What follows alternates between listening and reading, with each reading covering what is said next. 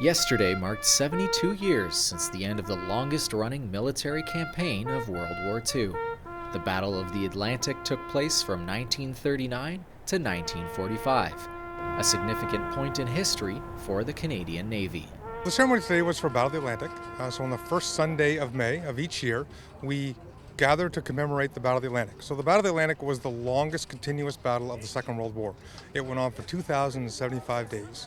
And what the Battle of the Atlantic really did was it served to supply Great Britain with material, because of course they were for the most part cut off, and it served to supply the war effort for the retaking of Western Europe and eventually winning the war. So that really is what the Battle of the Atlantic was all about. Again, a long time in absolutely treacherous, unbelievable conditions, and our Royal Canadian Navy, as well as the Royal Canadian Air Force and the Canadian Merchant Marine, who sailed in those ships that we were convoying across the Atlantic.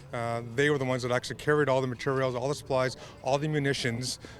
So they, as well, are the heroes of the Battle of the Atlantic. The battle is said to be one of the most complex naval battles in history. Thousands of ships participated in over 100 convoy battles and close to 1,000 individual confrontations with enemy boats.